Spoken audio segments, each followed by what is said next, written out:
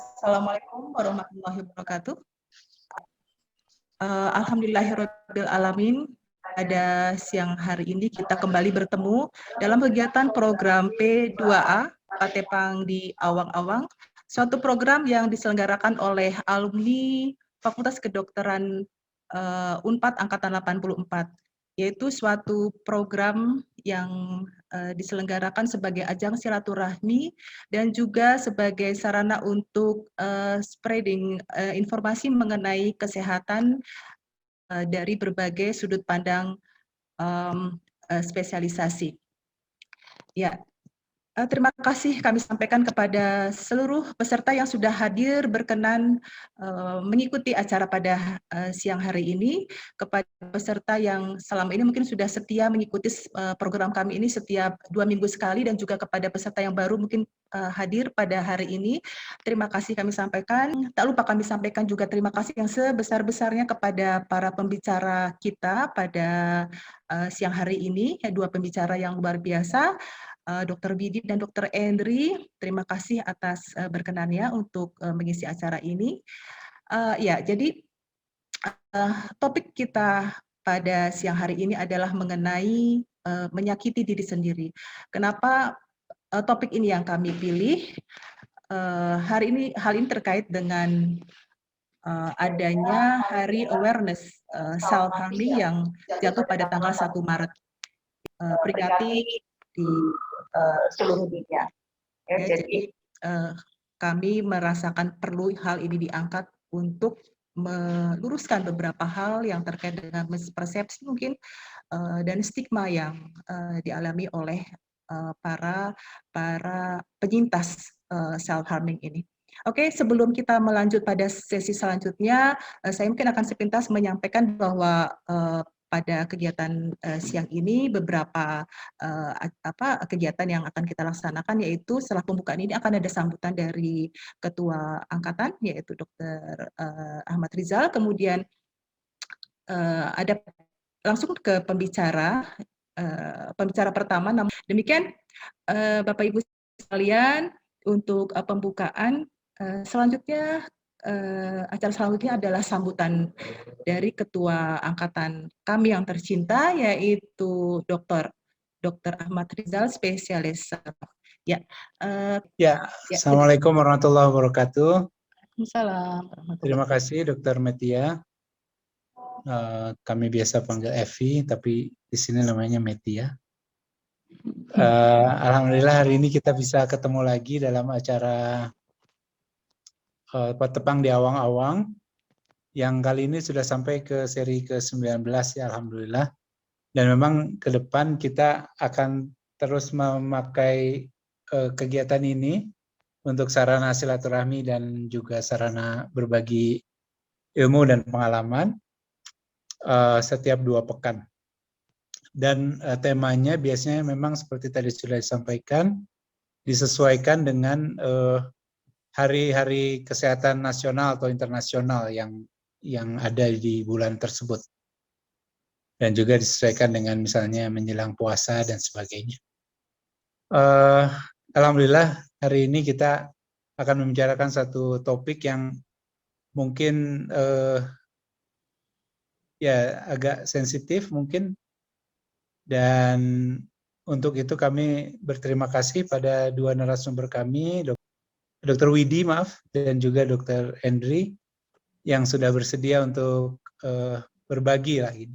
Jadi sebagai informasi, mereka bukan 84, jadi masih sangat muda lah dibanding 84. Jadi teman-teman kami atau adik-adik kami ini membantu kami melaksanakan kegiatan hari ini dengan memberikan materi dan juga berbagi pengalaman tentang self-harm ini. Satu topik yang mungkin sensitif buat beberapa orang, tapi sesuatu yang mau tidak mau kita harus akui memang ada di dalam kehidupan kita sehari-hari sebagai masyarakat begitu. Saya kira itu, terima kasih banyak.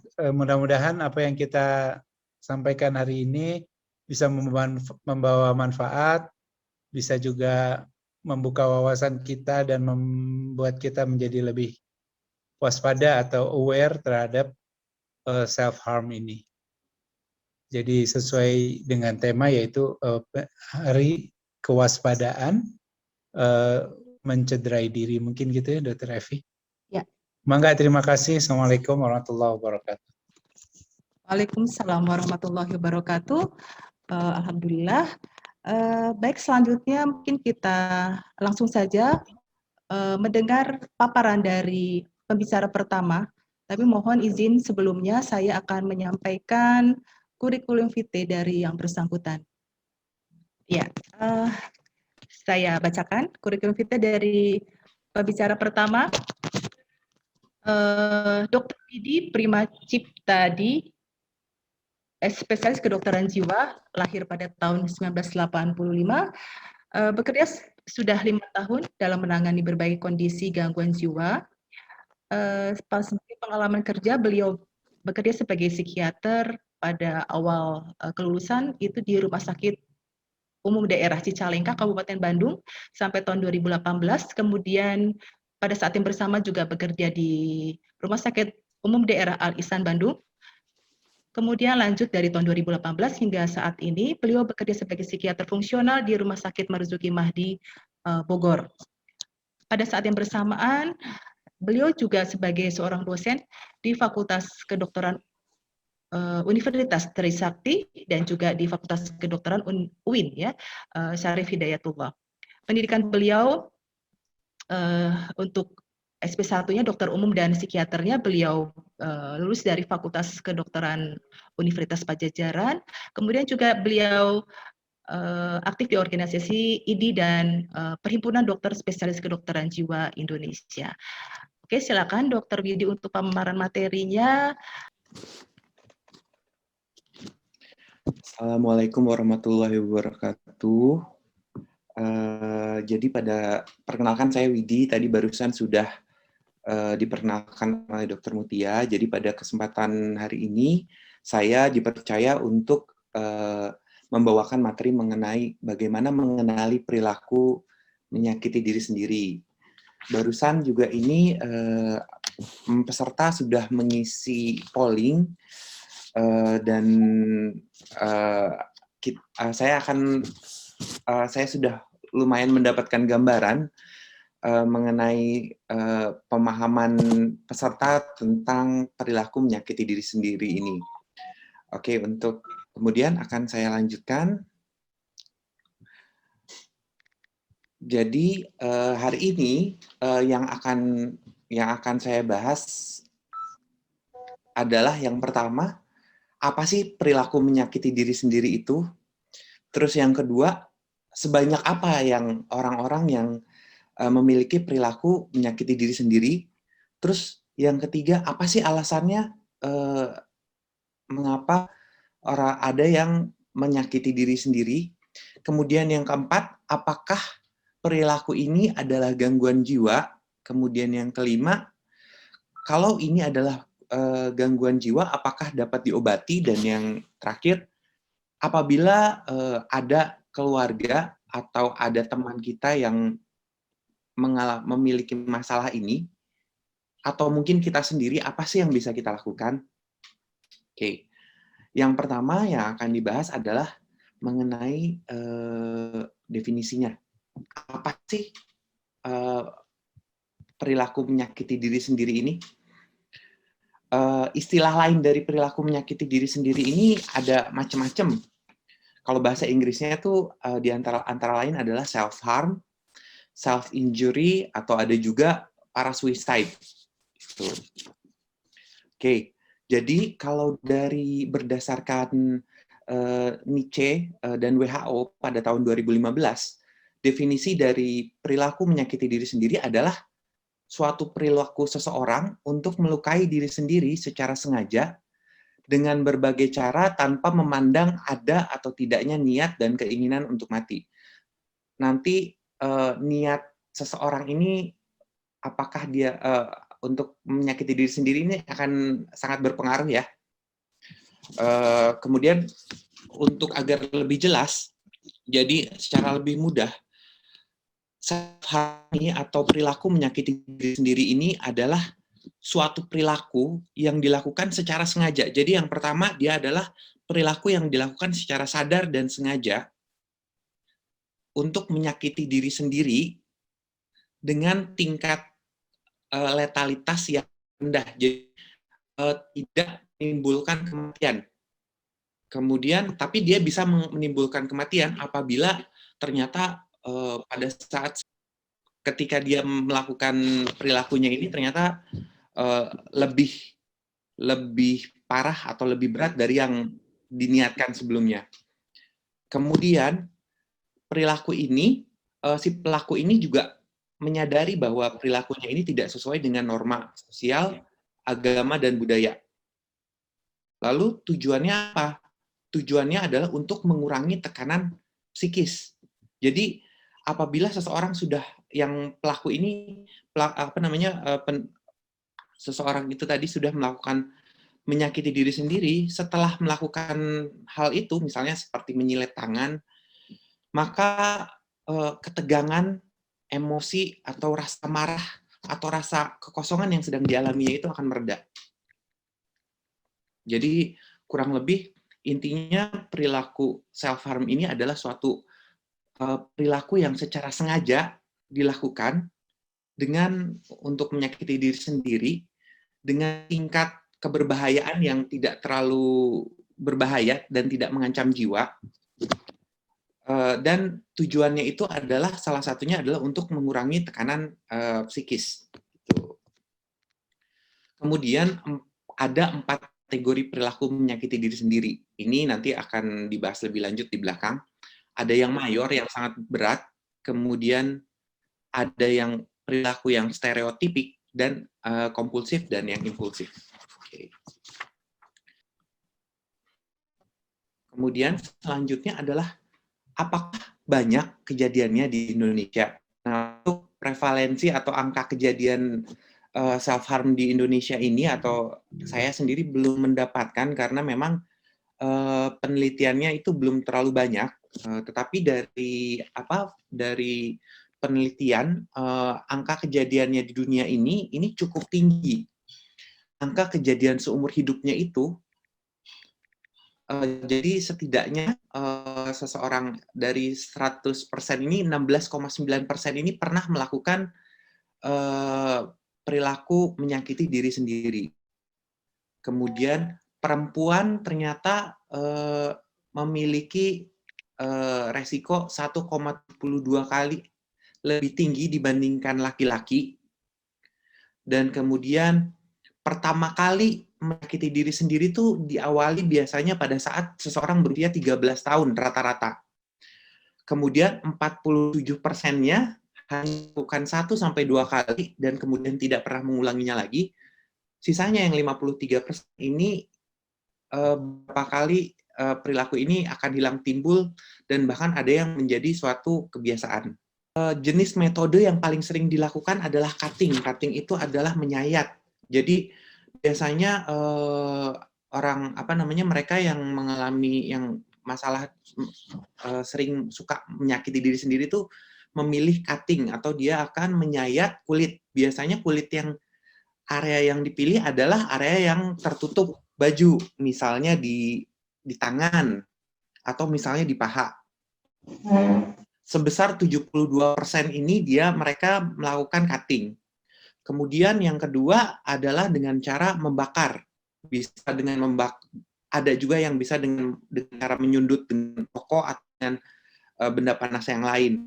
Ini angkanya adalah sekitar 35% atau sepertiga. Jadi ini apabila seseorang misalnya menyayat, bukan berarti dia hanya menyayat saja. Jadi dia bisa multiple gitu, bisa menyayat, bisa juga dia menimbulkan luka bakar. Kemudian ada juga yang memukul diri sendiri, bisa memukul kepala. Itu angka kejadiannya sekitar 30%. Kemudian ada yang sengaja mengganggu proses penyembuhan luka.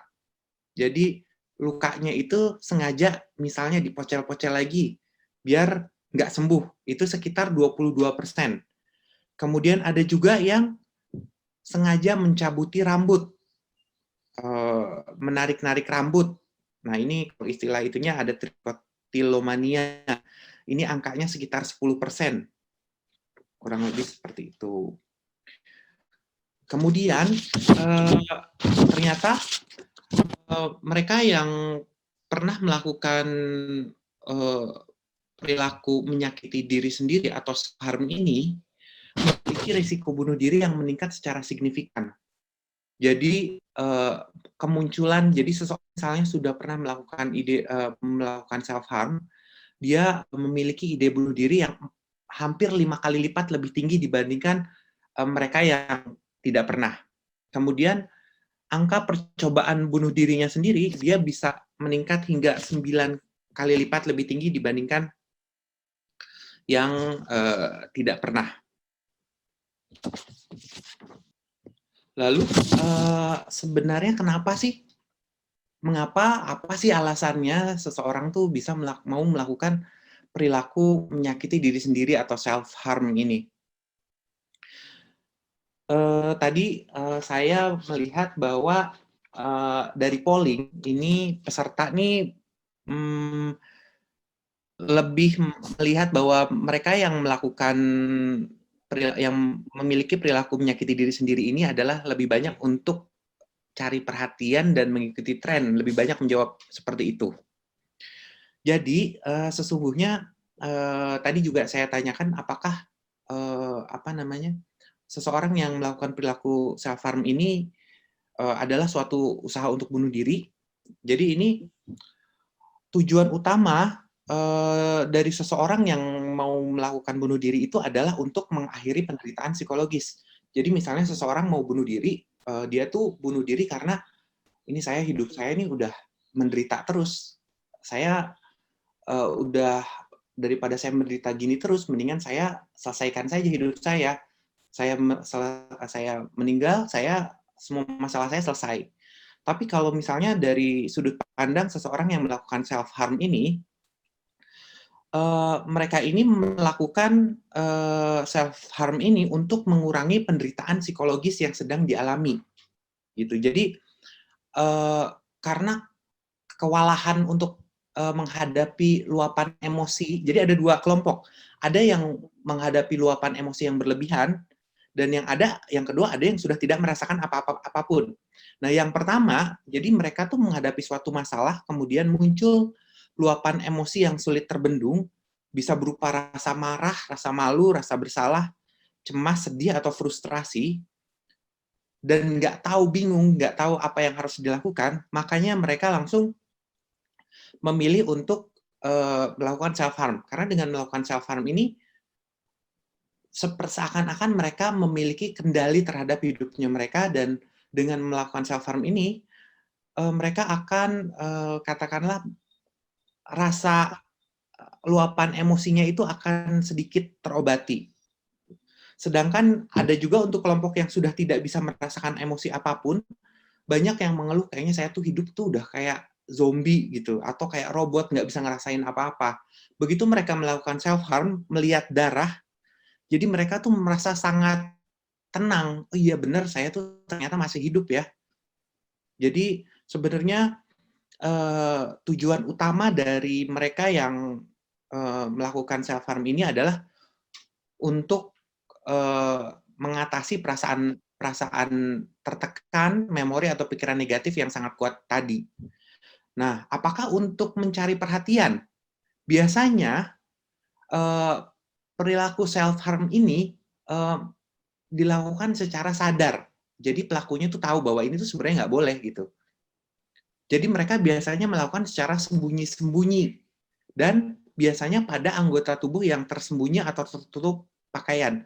Jadi kalau misalnya memang pengen menarik perhatian, ini biasanya harusnya nggak sembunyi-sembunyi ya, akan melakukan secara terang-terangan. Dan kalau misalnya ketahuan sama orang tuh pasti akan jadi panik gitu, karena bisa campur aduk antara malu, marah, dan merasa bersalah. Dan ini juga bisa menjadi suatu cara untuk menghukum diri sendiri. Dan yang tadi adalah cara yang dilakukan seseorang agar untuk meyakinkan dirinya bahwa ternyata saya masih bisa memegang kendali loh, saya nggak selepasnya kehilangan kendali. Kurang lebih seperti itu.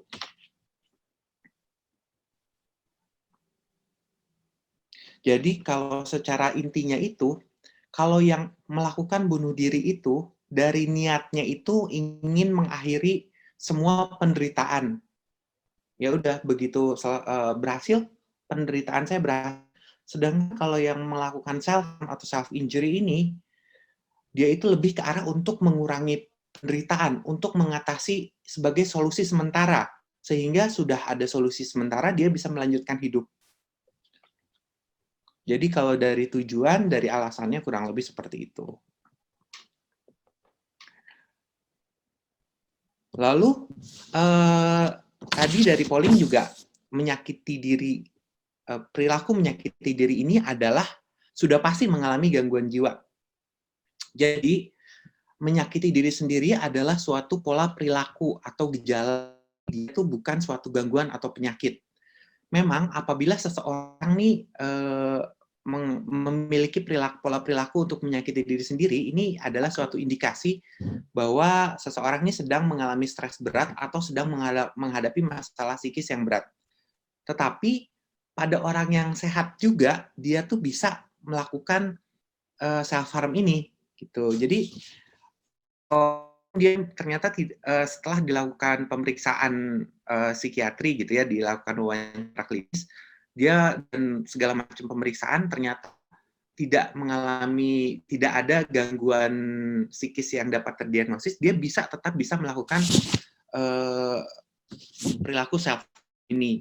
Nah, kemudian perilaku self harm ini juga memang merupakan salah satu kriteria diagnosis untuk gangguan kepribadian ambang. Jadi kalau akhir-akhir ini tuh ada diagnosis, salah satu diagnosis yang cukup populer, yaitu gangguan kepribadian borderline. Ini mulai bermunculan. Nah, memang salah satu cirinya itu adalah seringkali menyakiti diri sendiri. Tetapi kalaupun memang ada perilaku ini tuh tidak cukup untuk penegakan diagnosis tersebut. Gitu. Jadi kadang-kadang ada yang mungkin suka ada yang menjudge atau misalnya mendiagnosis diri sendiri kayaknya punya borderline, atau misalnya menjudge orang lain kayaknya kamu borderline deh. Jadi ini sebenarnya memang untuk menegakkan diagnosis ini adalah salah satu ciri-cirinya, tapi dengan adanya perilaku self harm ini sendiri, ini belum bisa kita menegakkan diagnosis gangguan kepribadian borderline atau kepribadian ambang. Kemudian bagaimana mengatasinya? Jadi kalau untuk mengatasinya sih, yang sederhananya ya gampang, dengan konsultasi aja. Ini harus konsultasi dengan tenaga profesional di bidang kesehatan jiwa. Jadi yang menjadi masalah utama bagi mereka yang memiliki perilaku self-harm atau menyakiti diri sendiri adalah mereka itu tidak memiliki cara untuk mengatasi apabila sedang mengalami suatu luapan emosi yang negatif. Misalnya, ketika sedang mengalami rasa emosi, rasa marah, sedih, takut, atau cemas, mereka nggak tahu, saya tuh harus bagaimana untuk menghilangkan rasa tidak nyaman ini, karena mungkin memang tidak memiliki keterampilannya. Jadi kalau misalnya konsultasi dengan tenaga profesional di bidang kesehatan jiwa, salah satu yang akan ditarget itu adalah meningkatkan keterampilan untuk bagaimana nih menyelesaikan masalah sehari-hari yang muncul, kemudian melatih bagaimana menghadapi emosi negatif yang kuat, dan kemudian meningkatkan percaya diri. Nah, kemudian biasanya tadi apabila seseorang memiliki perilaku menyakiti diri sendiri, mereka juga cenderung memang mengindikasikan sedang mengalami stres atau tekanan yang cukup berat. Jadi apabila ternyata dari hasil pemeriksaan ada mengalami gangguan psikiatri yang lain, misalnya sedang mengalami gangguan depresi atau mengalami gangguan kecemasan, nanti gangguan depresi dan gangguan kecemasan ini juga akan ditangani, itu akan dibantu dengan pengobatan. Kemudian, kalau misalnya yang jadi masalah itu adalah bagaimana kalau misalnya keluarga kita, teman kita, atau misalnya kita sendiri ini belum siap untuk konsultasi. Jadi kalau misalnya belum siap konsultasi, apa yang bisa kita lakukan? Jadi yang pertama, apabila posisi kita adalah sebagai teman atau keluarga, yang pertama kita lakukan adalah harus tetap tenang. Jadi apabila kita misalnya memergoki nih, waduh ini berdarah-darah, jelas kalau misalnya memang kita tidak terbiasa melihat darah, pasti kaget dan panik. Nah, langkah pertama tuh coba kita berusaha untuk mengendalikan diri dulu. Kemudian yang kedua, jangan pernah berasumsi dan menjudge. Jadi begitu melihat ada kejadian itu jangan cepat-cepat menuduh kamu tuh begini, kamu tuh begitu gitu. Jadi kita pertama menenangkan diri dulu, kemudian kalau mau bisa ditanyakan baik-baik, apa sih, kenapa kok tangannya seperti itu, kenapa kamu begitu gitu. Jadi kita jangan pernah berasumsi dan keluar pernyataan-pernyataan, ih kamu tuh kok nggak bersyukur sih sampai seperti itu tuh justru akan membuat orang yang memiliki masalah self harm ini malah menjadi lebih kacau dan lebih bingung. Kemudian yang tidak kalah pentingnya harus ditanyakan, punya keinginan untuk bunuh diri juga nggak? Jadi ini self harm ini menyayat-nyayat atau menyakiti diri sendiri ini memang biar merasa lebih lega, atau sebenarnya ada juga keinginan kayaknya kalau misalnya saya cepat-cepat dipanggil oleh Tuhan kayaknya enak juga deh. Apakah ada pikiran-pikiran seperti itu? Kemudian jelas kita coba dorong agar mau konsultasi ke tenaga profesional, dan kemudian diusahakan untuk jangan memaksa menghentikan kebiasaan dan perilakunya saat ini juga.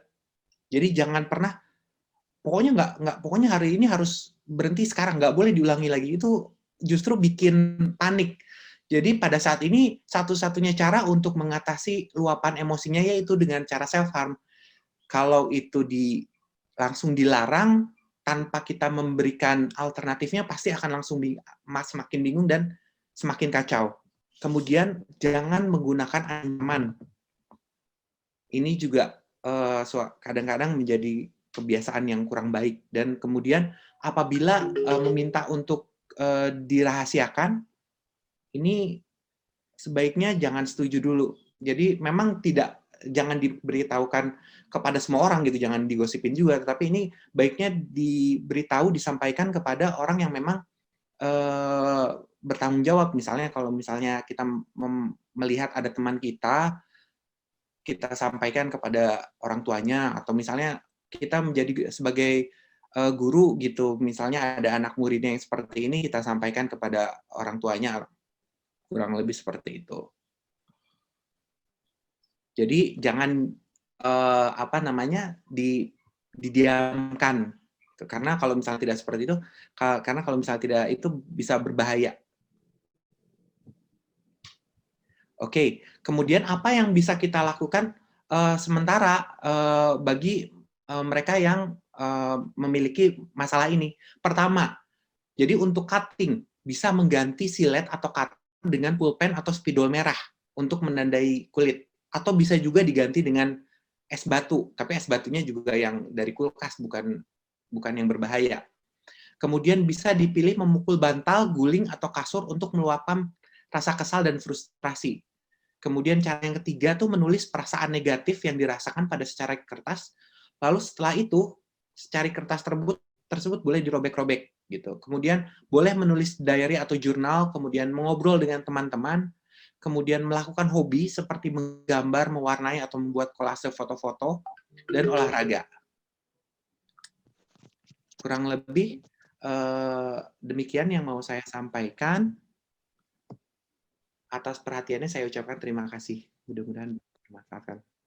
Ya, alhamdulillah terima kasih Dr. Widi, paparan yang luar biasa, materi yang sangat pastinya akan menimbulkan banyak pertanyaan.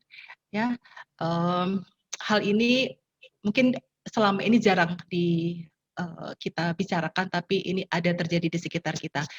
Ya, mungkin nanti akan kita lanjutkan pada sesi tanya jawab tentunya ya.